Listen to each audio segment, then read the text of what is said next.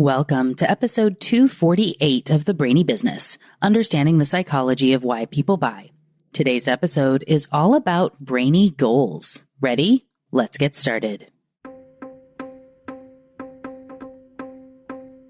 You are listening to the Brainy Business Podcast, where we dig into the psychology of why people buy and help you incorporate behavioral economics into your business, making it more brain-friendly. Now here's your host, Melina Palmer. Hello, everyone. My name is Melina Palmer, and I want to welcome you to the Brainy Business Podcast. Today's episode is all about brainy goals, how to set them and think about them to put you on a path to success, instead of inadvertently setting yourself up to fail. Now, you would never intentionally set up goals that won't work out, but our brains are programmed in a way that makes it so we consistently stack the cards against ourselves. We try to do too much, spread ourselves too thin, rely on willpower to get us through, and don't understand the importance that tiny habits play in our ability to accomplish big things. At this time of year, this is the second to last episode before we close out 2022, most people are thinking about planning and what the next year will bring for them, how things will be different, what they want to accomplish, what habits they want to change, if they will plan resolutions, and if so, what they are, and things like that. That's why I decided to refresh this episode from 2019 right now. It felt like the perfect way to end the year, especially in light of this coming Friday's topic. That episode is a panel of sorts that is incorporating expert advice on how to have a happier 2023 and set your year and really the rest of your life up for success. The panelists for that episode are Ayelet Fishback, professor of behavioral science and marketing at the University of Chicago and author of Get It Done, which came out earlier this year. Ayelet's episode that actually kicked off this year, so it's kind of fun to have her back on the last episode of the year, but that very first episode of this year quickly zoomed its way up to be the 5th most downloaded episode of all time on the podcast. So I knew you would like to hear from her again. And she was gracious enough to join me for this conversation along with our other panelist, Cassie Holmes. Cassie is a professor at UCLA who wrote the new book, Happier Hour, which is so beyond fantastic. She specializes in the science of happiness and talks about time poverty and so many other amazing things. Don't worry, we have a full interview that's all about Cassie and her work coming out in early 2023. Those two are going to be talking about happiness and motivation and resolutions and goal setting and achievement with lots of tips for you in Friday's brand new episode. If you aren't already subscribed to the Brainy Business Podcast, now's a great time to hit that subscribe button so you don't miss that episode when it comes out in a couple of days. So to get you in the right mindset preparing for that, and just because it's probably something you're already thinking about right now, I felt like this was the right time to talk about goals. I'm someone who gets a lot done. 2 podcast episodes a week, a weekly newsletter, 2 books in less than 2 years, teaching and creating my courses for Texas A&M and through the Brainy Business directly, speaking, consulting, and still having time for an enjoyable life with my family. The only way that is possible is by tackling and thinking about goals in a brainy way. This episode includes my tips and tricks for you to do that yourself. And yes, one of my courses, which you'll hear me mention throughout the episode, does give you the step-by-step on doing this yourself. And there's a link for you in the show notes for everyone who wants to learn more. Those show notes also have links to books, including, of course, both Ayelet's and Cassie's, as well as related past episodes and articles, and a link to the courses. It's all waiting for you within the app you're listening to and at thebrainybusiness.com/248. All right, let's jump right in on how to set, achieve, and exceed brainy goals. We all have goals and are all optimistic we will achieve them someday. Links to the episodes on optimism bias and time discounting in the show notes for you, of course. But the truth is, if you don't set your goals up correctly, there's a good chance life will move too fast and you won't achieve what you're capable of. There's good and bad news about the advice I'm going to be giving you on goals. It's super simple to explain and understand, but our brains are wired to rebel against the tips in action. Let me explain. There are 3 main tips for setting and achieving brainy goals. 1, define your goals and limit them to no more than 3. 2, break down the path to achieving those goals into small steps. And 3, say no to everything else. Step 3 is the hardest part and where most humans get hung up. We want to do a little of this and a little of that, multitask, not limit ourselves. I've got plenty of time and I can achieve them all. Well, this opportunity presented itself, so this must be the time. That other goal will still be there next year. I care about this too, so I don't want to completely forget about it. No, no, and no. If they aren't in the top 3, they're a distraction.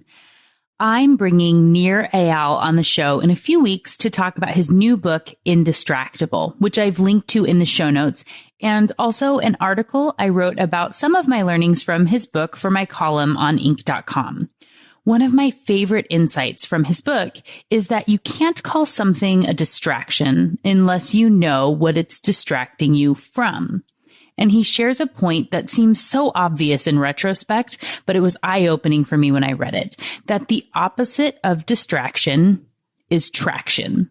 As I outline in my Inc. article, which is called 3 Ways You Can Limit Everyday Distractions, one of my goals is around being a thought leader. And a tactic on the way to that is to increase my social media following, which is needed for book publishing deals and just helping more people to hear about behavioral economics. Being on social media is key for me to reach my goals, and I need to be there personally to gain traction toward that goal.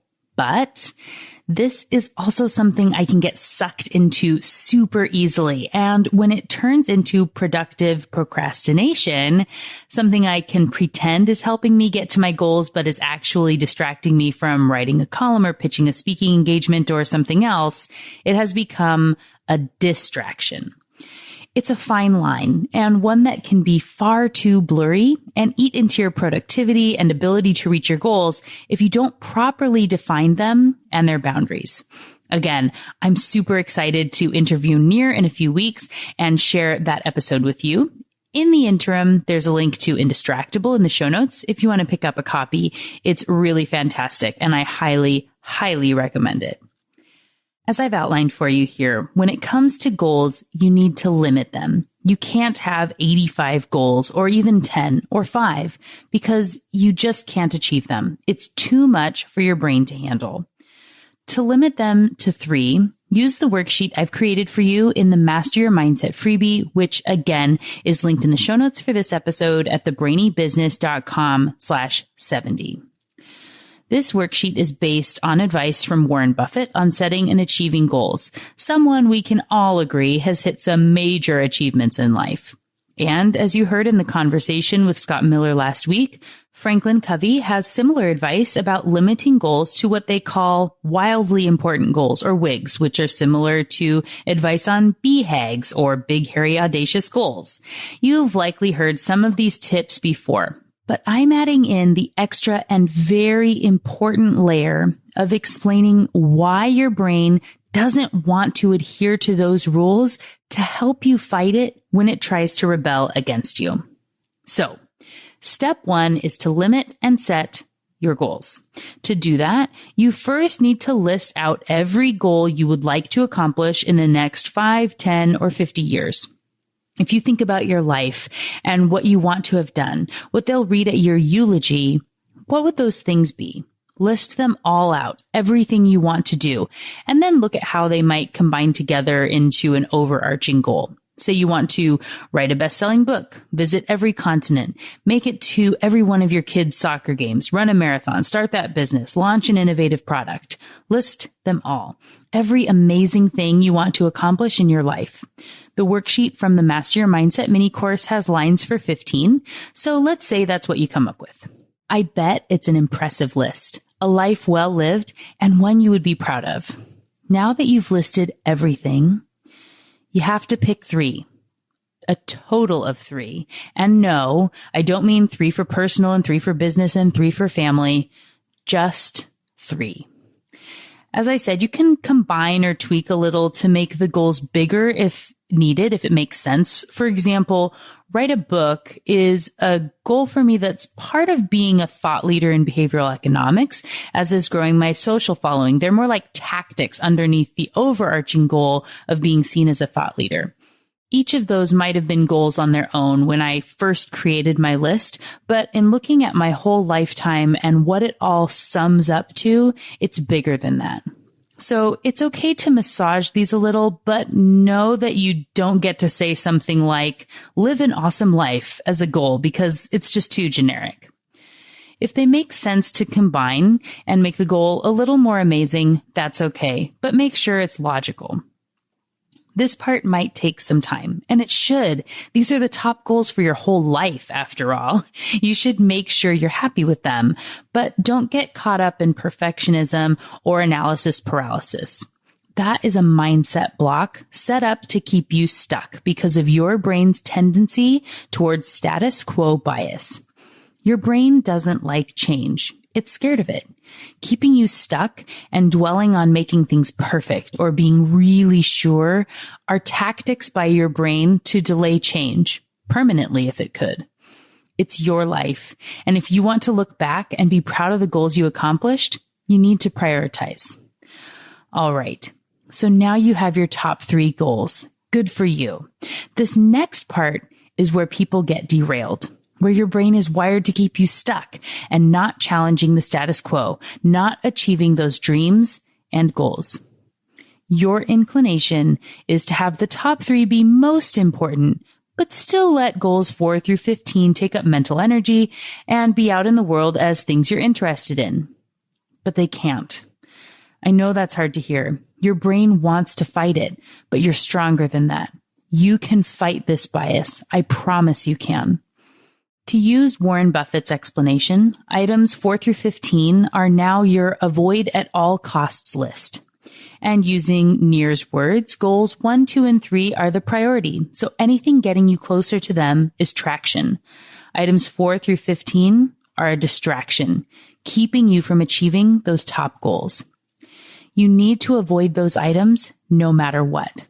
Now, if going to every soccer game for your child didn't make the top 3, it doesn't mean that you can never go to a soccer game.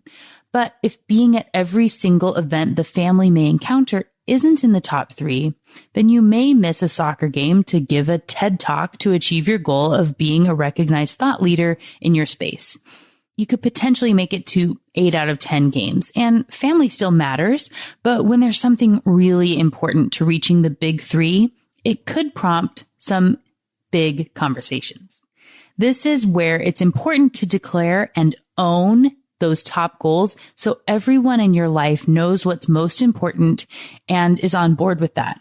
My husband needs to know and support my top 3 being my top 3. And we've talked about what that might mean for family time.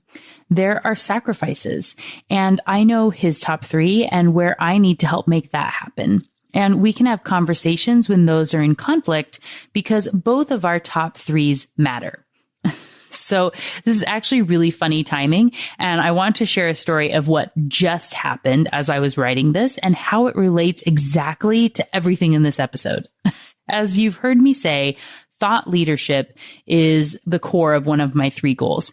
My other 2 involve healthy lifestyle and a balance of meaningful time with the family.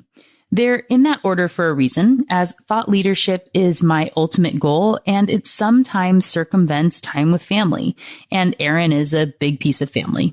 Meaningful time is travel and creating memories and being part of important milestones when I can, but knowing that big work things will often come first for me. And we've agreed to that. We know that that is a piece of what our life will be. And at least right now, my life includes a lot of travel and time for me to be away. And we've built our life around that. So I've been working pretty long hours over the last couple months, getting courses out, which means lots of content, and still having to produce regular weekly podcast episode, weekly articles for Inc.com, and traveling for some really awesome opportunities. And these are all in line with my top goal. I try to be ahead on episodes and things so that I'm not pushing the line, but today I just had a bunch of deadlines all sort of line up together.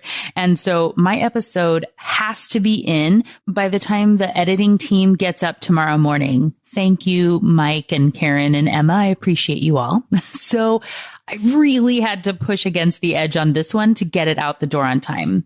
I'm tired, but I've made a commitment to you and my goals to never have an episode not publish on Friday when I say it will. So I'll be up as late as I have to in order to get this recorded and posted before I can sleep. It was apparently 8:57 p.m. when I wrote this line.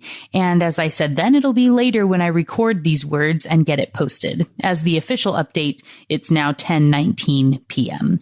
So that's the backstory to say my husband came by about 30 minutes before that, so I guess 8:15 or so, to say he was going to walk to the mailbox because a piece of our daughter's Halloween costume was delivered. Our mailbox is about a quarter of a mile from the house, and because time with him and health are also priorities for me, and I haven't walked today, I decided to go with him. That's balancing. While we were walking, I was telling him about where I'm at in the episode and the content so far, and I had just finished about balancing our top threes with each other, and he said, like Puerto Vallarta.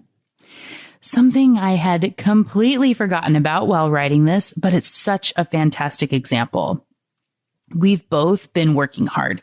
I finished my master's a while back, and like I said, I've had a lot of content I've been working on. My husband is also in his second to last quarter on his master's in data analytics, which is a difficult, I can't even imagine getting a master's in that. So, shout out to him. So anyway, we had planned a vacation to Puerto Vallarta last month that we were really looking forward to. It was just the two of us, a true vacation that we both needed in many ways. It was already paid for, and we had gotten a good deal on everything. 3 or 4 weeks before the trip, a potential client I'd been speaking to for months finally gave dates that would work to bring the teams together for an in-person workshop in London, which I went to. This project is one I'd been looking forward to and really important to my business for a lot of reasons. Of course, the dates that they chose, the ones that worked for the teams, made it so my husband and I would have to postpone our Puerto Vallarta vacation to some undetermined time. We could not do both. This was a tough decision. And don't misunderstand, it was painful, even though we knew what had to be done and how the priorities laid out. In this case, our trip had to wait. Aaron knew and was the one to suggest it and insist upon it to help me stick to my goals, because in the end, those are good for our family too. We've agreed upon them. Puerto Vallarta will always be there. We'll go sometime, and we'll get to go on a lot of amazing trips. We do that already. We find the time to spend together when we can, like going on these little walks. But sometimes one of us has to go to bed while the other is up working, recording episodes, or I travel for work and miss an opportunity with the family. But we're sticking with goals and priorities we set in a cold state because they are what matter for our life. These are my goals, and I'm lucky enough to have the most supportive husband ever. Maybe this is making up for all those baseball stadiums I've been to now on the path to his dream and big goal of seeing every single stadium. We went to 11 together last year and finished them off for him, even though I don't even like baseball. Some of you know that already. I've shared it pretty openly on social media, but that's important to him. So it's important to me and family time and all that. Again, knowing what's important to each of us and balancing those priorities, I got family time with him on those trips, even when it was driving 9 hours in a car between stadiums. And yes, that is true. We did a lot of that. Anyway, I think you get the point, and hopefully my story helped to show that it isn't always easy. Sometimes something really exciting toward one of your goals can make it a difficult decision still in something else. But setting the 3 goals in advance and communicating them with those around you, understanding what's on the avoid at all costs list, and having someone that can support you in that is so important to help you actually achieve 1 through 3 instead of just lightly chipping away at 15 top goals. And Once you know what those top 3 are, the next step is to break each of those big goals into the small steps it will take to get there. I already talked about what some of those could look like throughout this episode. Getting my social following up to 10,000 is a step to getting a book deal with a traditional publisher, which is a piece of my goal of being seen as a thought leader. Having regular podcast episodes that go out every Friday is also a piece of that. And each of those gets broken down into its smaller steps. Early on, creating content on a weekly basis for the podcast was more difficult than it is now. I'm just used to it, even sometimes where occasionally I'm up a little bit later than I would like to be. And then I added in the goal of the weekly ink column and things like that. There are things that I can add on until they become a habit. And I'll talk about how to break those down with tiny steps here in just a second. When it comes to that big, top, overarching goal, all these other things are steps on the way to get there. And I had to add them in one at a time. And pitching to Write for Ink or other publications or speaking at events, those are all tactics and steps toward achieving the ultimate goal of thought leadership. And I do have a more precise definition of what being seen as a thought leader is. That's not quite that vague, but for our purposes here, that's enough to explain that to you. That defined goal is supported by all those steps I've prioritized and mentioned here. Similarly, I've been sharing a lot on social media and previous episodes of the podcast, specifically the one on motivation, about how I'm getting back into running. That's because health is on my top 3, as you heard me say, and running a 5K at a certain pace is a tactic within that. Eating better and walking more, not drinking soda and all the chai tea lattes of the world, those could all be steps toward the ultimate health goal. But again, you can't do it all at once. There are a few ways you can break those down, and one thing I recommend is breaking the big lifetime goal into sub-goals for the year. So getting a publisher for the book is a goal I have for 2020. That's a single goal to drive my behavior for the year. Until I hit that book goal, I don't move on to the other thought leadership sub-goals. I recently read the book Friction by Roger Dooley, another author you'll be hearing from soon on the podcast. And I love one of the tips that's toward the end of the book about breaking goals into their smallest possible component. He gives the example of tiny habits from BJ Fogg, which we didn't even get to on our interview. There's so much great stuff in this book. If you want to learn more about this, it's on page 198 of Friction, chapter 13 on habits and productivity. So with the tiny habits, you break your big goal into the smallest possible component to the point that it's basically impossible to say no to. And then you do that.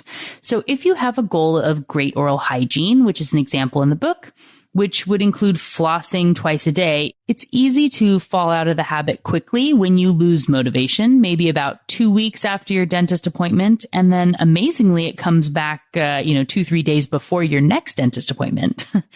If instead your goal each day was just to floss 1 tooth, it's pretty easy, and you can do that. It takes 2 seconds. Eventually, you might floss 2 or 3 and build on the habit, but you start small with the thing that's impossible to justify not doing.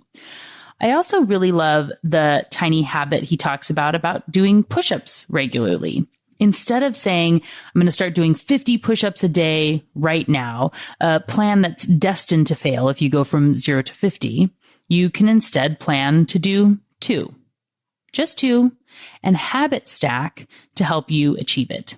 Fogg's example was to stack push-ups with going to the bathroom. His statement became, every time I go to the bathroom at home, I will then do 2 push-ups. It's quick, easy, and you can't use the I'll be too tired for the rest of my day excuse.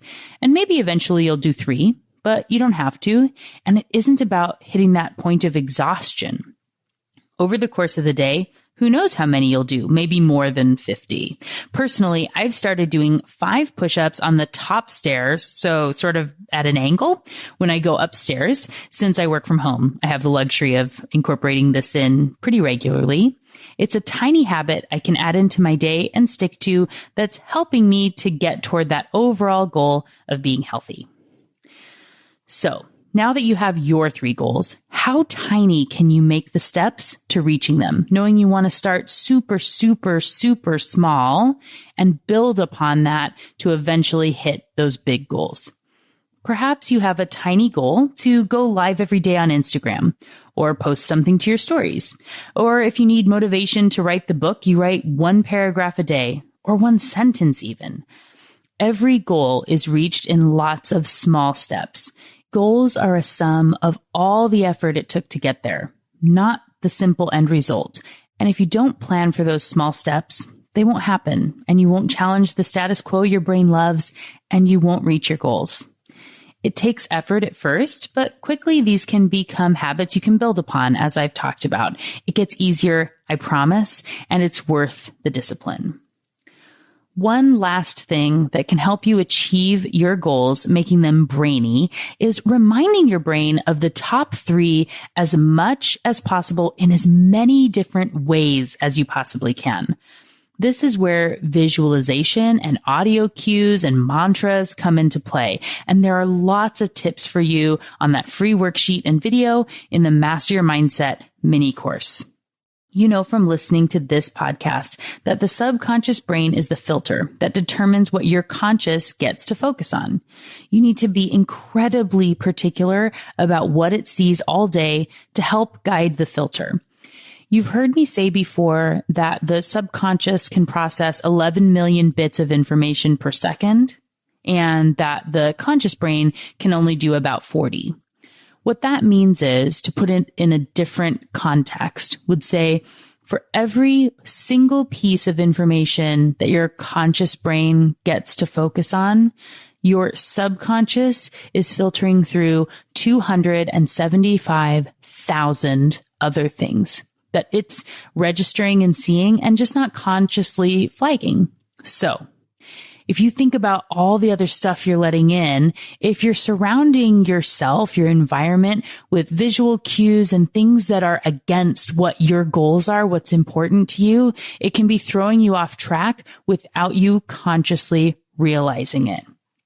Again, you need to be incredibly particular about what you surround yourself with in your life, in your office, everywhere. The people you talk to, the conversations you have, the things you let yourself say and think. You have to get all of that aligned with those top 3 goals. Let's take running as an example and being healthier. I talked about some apps on the motivation episode. Many of those have reminders built in that pop up on the phone. In my case, they'll say, time to dust off those running shoes, or yesterday you said this would be a good time to run, remember? Those reminders are really important to keep my brain notified that health is important, that these matter, that I want to do these things, even if it might be easier to come up with an excuse in the moment.